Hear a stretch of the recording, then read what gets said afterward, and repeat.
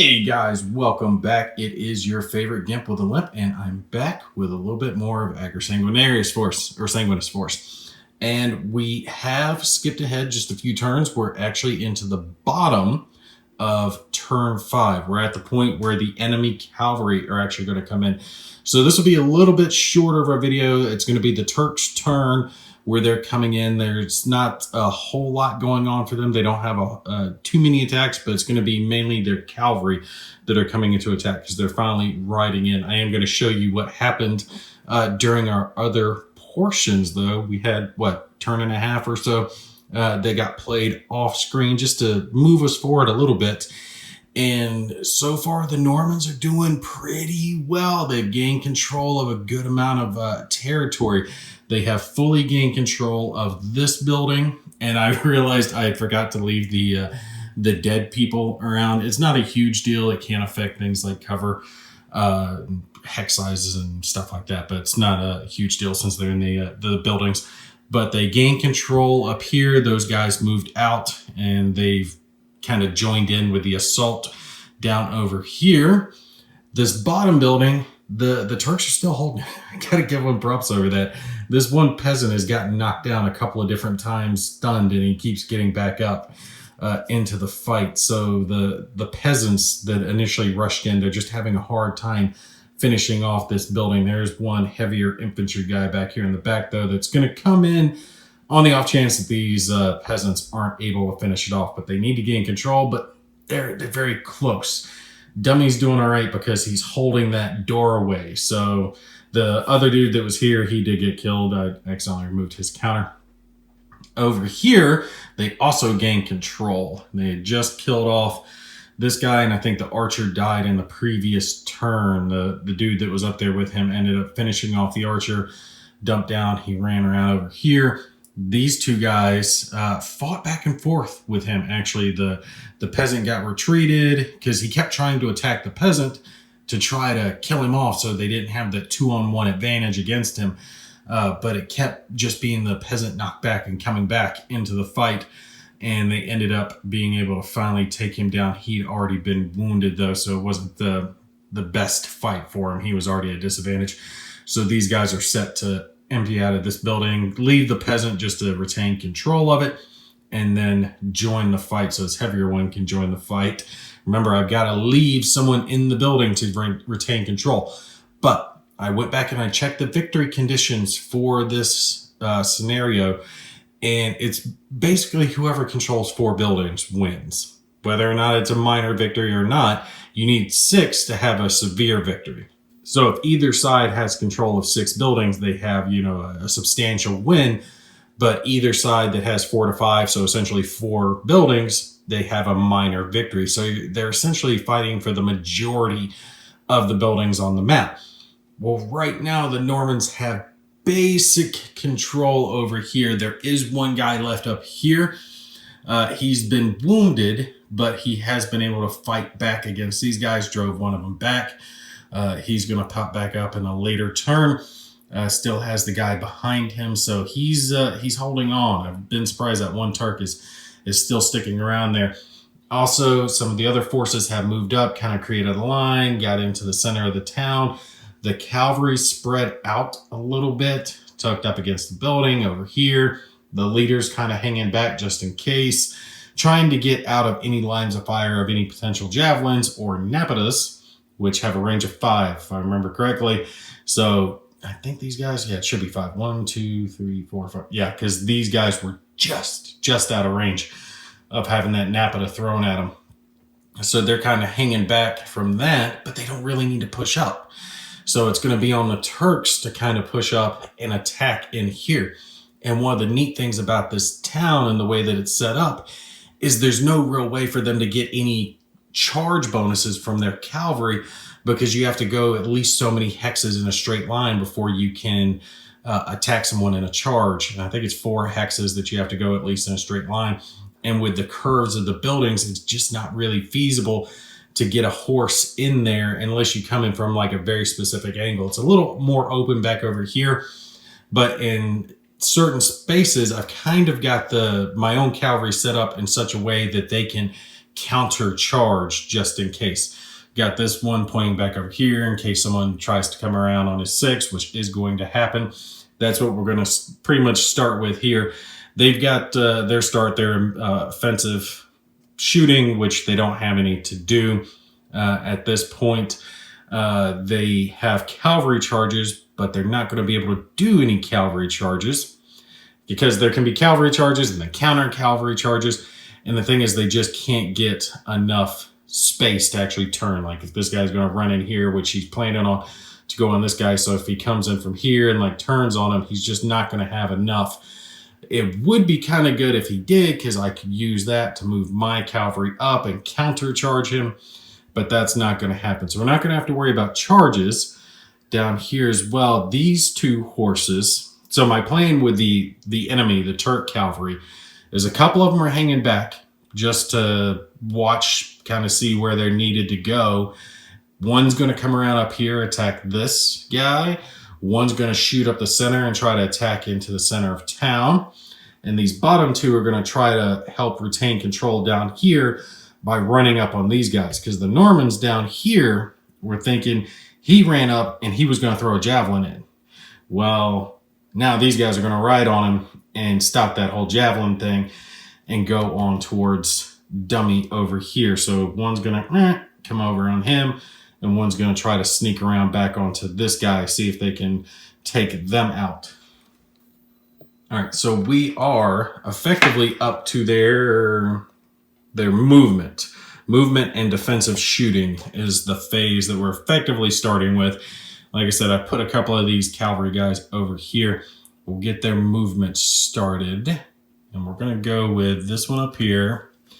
He's got, let's see, 12. So it's going to be 1, 2, 3, 4, 5, 6, 7, 8, 9, 10, 11, 12. I thought I had counted this out and he had enough. Did he not have enough? Did I accidentally count one off? 1, 2, 3, 4, 7, 8, 9, 10, 11, 12. Oh, I wonder if I didn't count this half when he first moved in. I might not have done that, but maybe I didn't count it. Let's see. 1, 2, 3, 4, 5, 6, 7, 8, 9, 10, 11, 12. We're going to give it to him because that was the plan. And I can't remember if I counted these halves when these guys moved in. I'm thinking maybe I didn't. So we're going to just give it. He ran in on him. Boom. If it was just a little farther back, he could have charged him, but then he could have countercharged. It wouldn't have mattered anyway. So these 2 are going to have a little conflict going. These 2 are staying, right? And this guy, well, it's going to be shooting with him, so we'll deal with him later. This one is, pan the camera down.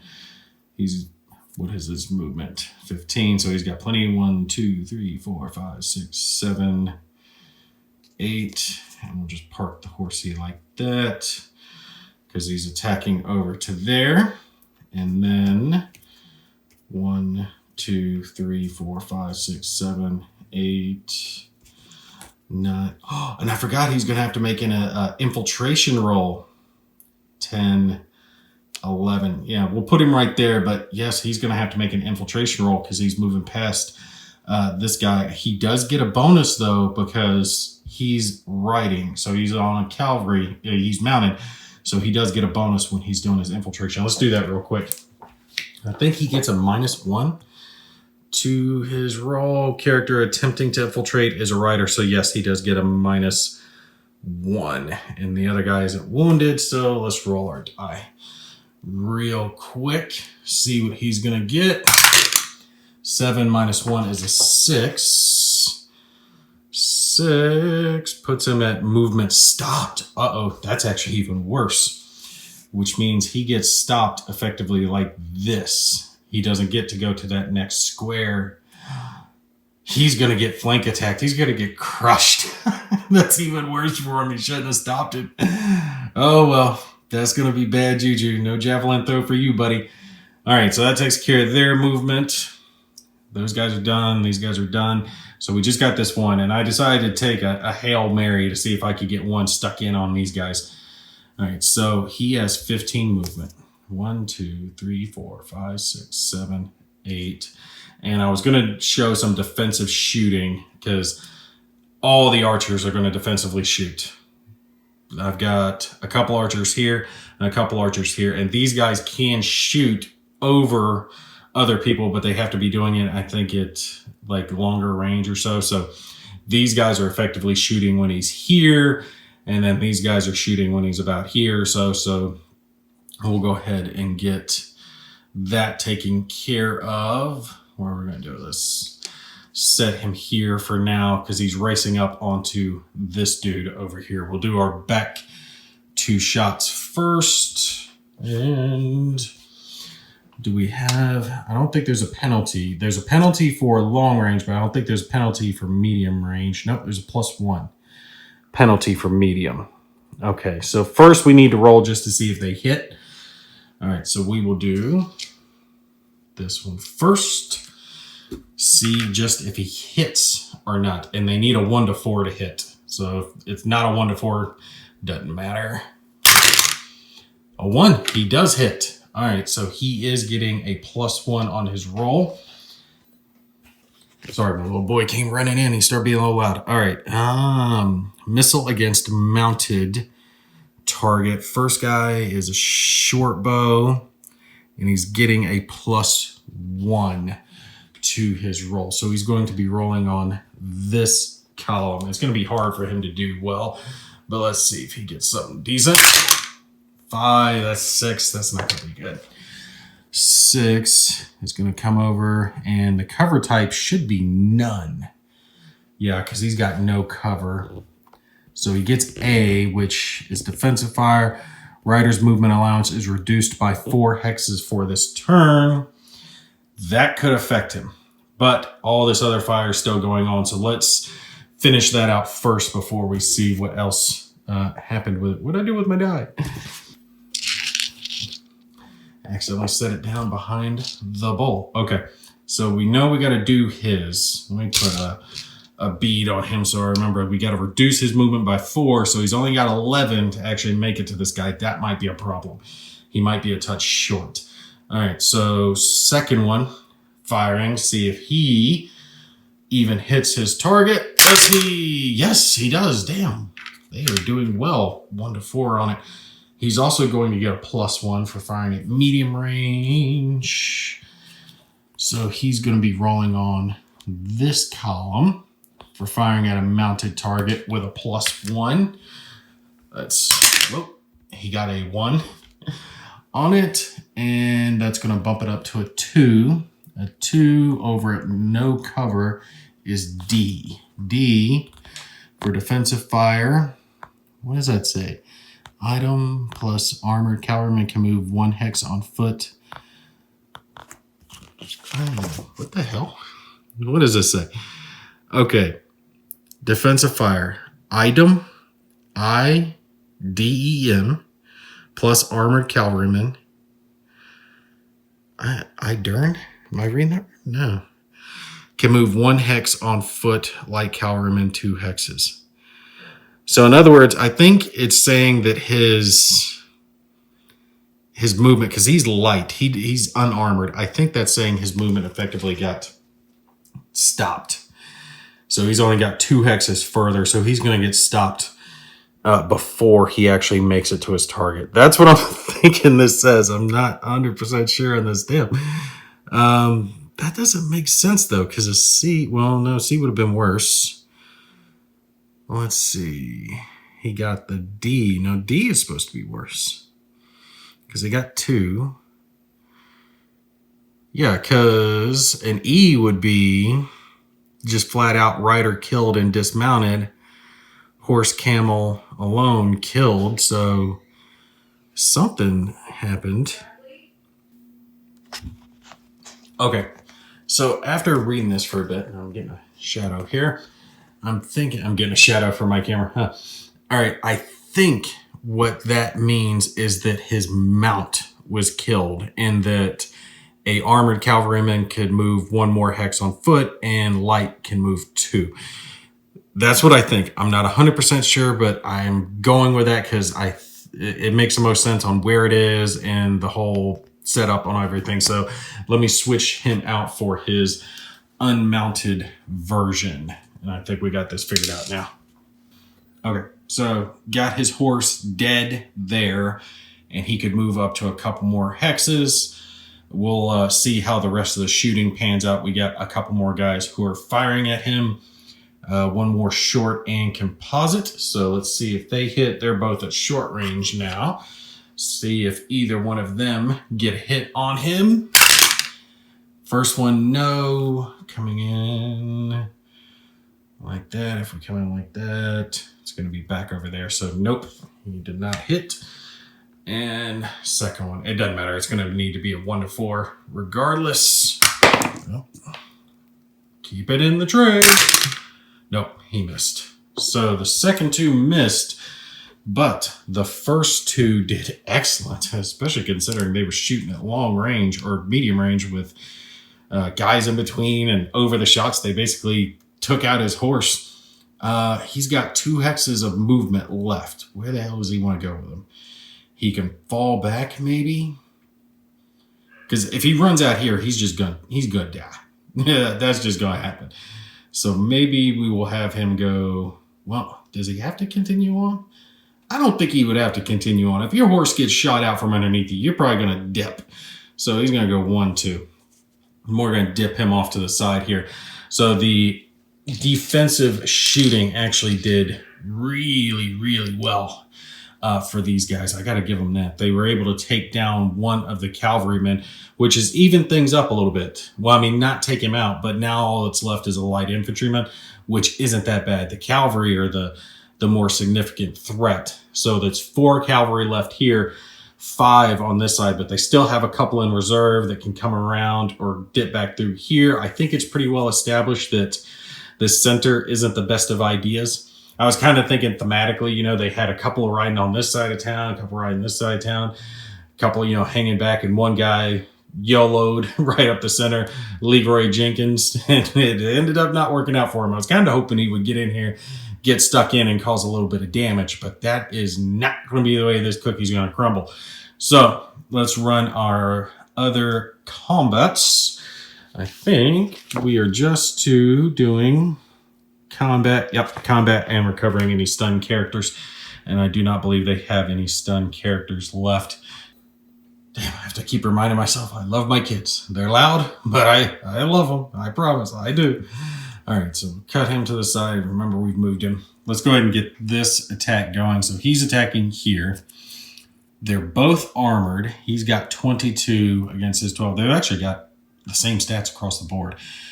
So it's going to be a difference of 10, and I don't think there's any modifiers. The terrain's not going to matter for him. He didn't get a charge bonus. And a charge bonus, I think, if I remember correctly, your attack power gets increased by a half, like half your attack power. So he would add 11. So he would have 33 attack power if he was charging. But like I said, you can counter charge, which cancels out, and you get bonuses and all that other good stuff. So it's not really conducive on a map with a whole bunch of buildings to have counter charges and charges. You just don't have enough straight away to get it going. But that's going to be a fairly even fight. This is going to be a bad fight. So it's a difference of 10 that we're going to roll on that chart on the armored fighting chart, but he gets a +1 because he does have armor. So we are going to be rolling on this chart. We haven't rolled here. It's going to be this column, and there's going to be a +1 because he is wearing armor. So let's see what he gets on this one. 4, so it's going to bump it to a 5. Scroll over. It's going to be a D. 1 rider stunned and dismounted. No! So horrible. If it had been 1 higher. No, 1 lower, I mean. Yeah, all defenders retreat 1 hex. That would have been decent, but that is bad. So stunned and dismounted. We have to find his counter, which should be this one. So I think the dead horse is on this side. Yes, dead horse is here. And his stunned should be on his full side, which is that one. So we flip this over to a riderless counter, which is what that is. And you can kill the horse, by the way. And we'll flick him over to stunned and leave him there. That's why the horse has that little red 1 on it as its defensive number, because you can shoot or attack a horse and try to kill it, so he can't mount it up later. On the end of their next turn, he comes back from stun. He can try to mount up on a following turn, but it's going to be a minute before he's back in the fight. That's bad juju for him. All right, we are down a cavalry member now. Now it's 3 cavalry versus 5 that they still have. Although he's not hurt yet, but he's still in a bad place. And heavy infantry here getting ready to get raffle stomped. So we got 13 and 15 attack power against his defensive strength of 5. Wow, that is so bad. That is 28. Difference of 23, and he gets a +1. So difference of 23. Combat against mounted, so this is going to be combat against infantry. Difference of 23, so it's going to be this column with a +1. Now the Turks are starting to bring the pain. They've been getting stomped this whole time because they've been the one who've been outnumbered and surrounded and didn't have cavalry, but now they've got the advantage going for them. So let's see what happens from here on out. 6 + 1 is a 7. 7. It's going to be D. Am I on the right chart? Yes, D. 1 defender stunned. Ooh, dummy got lucky. He got lucky. Oh, if they had attacked separately, that would have been good for him because one could have stunned him and the other could have finished him off with only a 1 defensive strength, but he'll be standing up. This guy could run in and try to attack the cavalry. See, 12 versus 8. That's a difference of 5. So that wouldn't be too bad. He's going to have to run in. This guy, oh boy, could run in too. 1, 2, 3, 4, 5, 6. Yeah, he could get there, definitely. Surround that cavalry guy and try to get him taken out, potentially. Yeah, that's what they're going to have to do. And try to save him because that's heavy infantry. They don't want to lose him because his goal was to try to come in through here, get this guy distracted, and then these guys were going to pile in. But they don't really have to control that building. That's just a bonus if they do. They really just need to finish taking and controlling these buildings. And if they control those buildings, that's going to be good. Now let's see. Do they have any other attacks they can do? I do not believe. And since the counters do look similar, this is one of the things where you got to check the letters just to make sure that they don't have anything else. And yeah, that's all the attacks they want to make. They do have 1 attack they could make here, but like I said, this guy's already wounded. He's holding back just to try to like hang tight, right? He's doing that so he can survive as long as possible, because as long as he's there, they have control of that building. And attacking through the doorway would give him an advantage, a column shift, which they definitely don't want to have against him. And if he attacks back this way, he's at a negative already. So he's on one of the worst columns. It'd be very easy for him to roll badly. It'd be better for him to take a 3-on-1 fight and just hope to survive it, even being stunned, rather than going ahead and killing himself by getting in the fight. That's my thought process. I could be wrong, but that's my thought. Keep him there as long as possible so these guys can't pull out and join the fight elsewhere. Because as long as they have a group of guys, like I got 4 guys down over here dealing with 1. These guys would be much better spent coming over here and helping to control some of these buildings, because as they've cleared them out, they can leave behind just a wounded peasant to retain control. Huge difference there in the way that they're going to do it. So yeah, I like this, man. It's getting interesting now that the enemy cavalry have gotten involved with it. So I think I will probably definitely film the next few turns, because I think they're just going to be interesting to see which way the cavalry go, who shoots at who does what. Can this Napata finally throw something? Because I really want to throw that Napata and see if I can burn a whole bunch of guys. And right now, him being there kind of controls this zone. Because even if the Napata thing moves, like drifts, because he doesn't hit the exact thing, it's still burning 7 hexes, right? But now that their own guys are coming in, he could potentially burn his own guys. So something's got to worry about. Real interesting. I really want to use that thing, though. See if I can burn like 3 guys in one go. All right, but you guys stay tuned. Let me know any questions or concerns you have, all that other good stuff. Y'all take care. I will see you in the next one.